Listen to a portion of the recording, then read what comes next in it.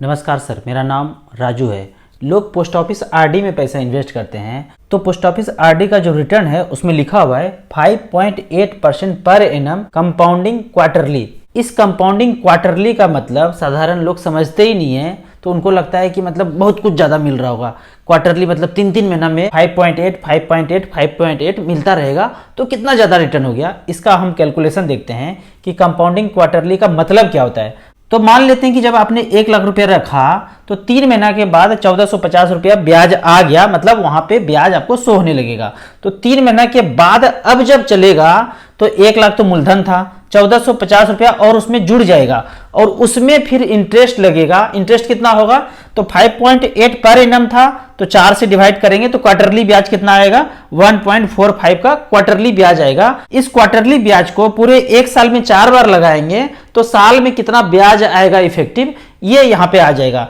तो 1 लाख प्लस 1450 रुपया दोनों को जोड़ दिया अगले आने वाले 3 महीने के लिए। तो इसमें हम कंपाउंड इंटरेस्ट चढ़ाएंगे 1.45 के हिसाब से। ये पैसा प्लस जो ब्याज मिला वो भी जुड़ गया, उस दोनों पे ये ब्याज लगाएंगे 1.45 आने वाले 3 महीने के लिए। तो पैसा बनता है 1,02,921 रुपया। अब तीसरे क्वार्टर के लिए ये हमारा मूलधन हो गया। हमने जो 1 लाख रुपया लगाया था उसमें और कुछ ब्याज जुड़ गया। अब इसमें चलाएंगे ब्याज 1.45 का। इसी को कंपाउंडिंग बोलते हैं। क्वार्टरली कंपाउंड मतलब क्वार्टरली ही ब्याज आपको कंपाउंड हो रहा है, ईयरली नहीं हो रहा है, 3 महीना में हो रहा है। तो इस पैसे पे अब इतना ब्याज लगाएंगे तो पैसा बनता है 1,04,413 रुपया। फिर लास्ट के क्वार्टर के लिए ये हमारा मूलधन हो गया, इस पे अब ब्याज लगाएंगे 1.45 का तो पैसा बनता है 1,05,927 रुपया। यानी कि टोटल इफेक्टिव ब्याज देखेंगे तो आता है 5.927। मतलब जो हमने 1 लाख रखा, साल के अंत में आपको ये तामझाम करने के बाद, क्वार्टरली कंपाउंड आरडी में करने के बाद आपको लास्ट में कितना ब्याज मिलेगा 5.927। मतलब पैसे के रूप में कितना देखेंगे 5,927 रुपया, 6,000 से भी कम, यानी 6% से भी कम। तो सीधा सीधा ही बोल देते कि 5.9% का ब्याज लगेगा। ये तामझाम करने का क्या जरूरत था, आप साधारण आदमी को कुछ समझ में नहीं आएगा। 5.8 पर एनम कंपाउंडिंग क्वार्टरली, क्या मतलब है ये सब करने का। सीधा बोल देते कि आपको इतना मिलेगा।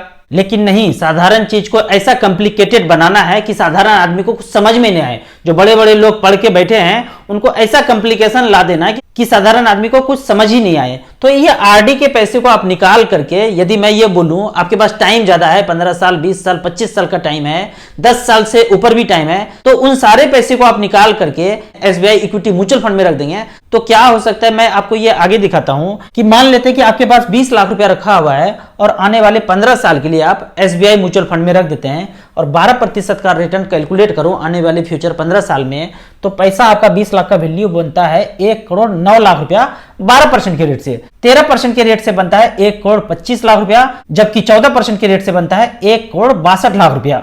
फिर आप पूछ सकते हैं कि ऐसा कौन सा फंड है जहां 12, 13, 14% का रिटर्न मिलता है। तो इसको देखने के लिए आपको StarSIP.in के मेरे वेबसाइट पे जाना है।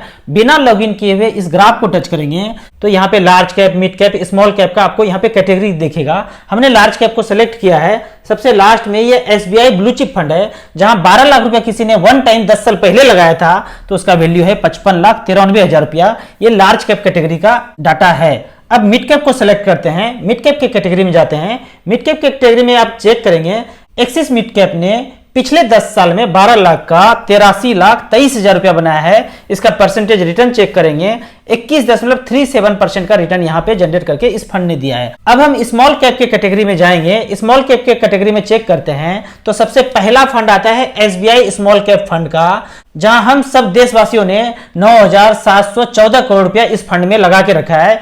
इस फंड का रिकॉर्ड है पिछले 10 साल का कि 12 लाख का इसने बनाया है 1,11,13,000 रुपया। इसका परसेंटेज रिटर्न चेक करेंगे तो आप यकीन ही नहीं कर पाएंगे। इसका रिटर्न है पिछले 10 साल का 24.93% का, जबकि हमने पोस्ट ऑफिस में कितना देखा लेस देन 6%, और जबकि हमने कैलकुलेशन कितना किया था 12, 13, 14% का। तो आपके पास यदि टाइम है, लंबा टाइम है, 10 साल 15 साल 20 साल का टाइम है, तो एसबीआई के सारे mutual fund, equity mutual fund अच्छे हैं। वहां पे आप पैसा इन्वेस्ट करके वेल्थ क्रिएशन कर सकते हैं। यदि आपके पास टाइम ड्यूरेशन ज्यादा है तो यहाँ पे वेल्थ क्रिएशन हो ही जाता है लंबे समय में। आपको इसी तरह म्यूचुअल फंड के बारे में और कुछ जानना है तो आप मेरे नंबर पे मुझे व्हाट्सअप कर सकते हैं। मैं एक फाइनेंशियल एडवाइजर हूं। मुझसे जुड़ने के लिए दिए हुए लिंक में रजिस्टर करने के बाद आप मुझसे पूछ सकते हैं कि आपको कहां शुरुआत करना चाहिए म्यूचुअल फंड में। आपका पहले से कुछ लमसम पैसा है तो मैं बताऊंगा 10-10 हजार रुपया करके पहले आप इन्वेस्ट कीजिए। जब आपका नॉलेज कॉन्फिडेंस बढ़ेगा फिर आप ज्यादा पैसा यहाँ पे इन्वेस्ट कीजिएगा।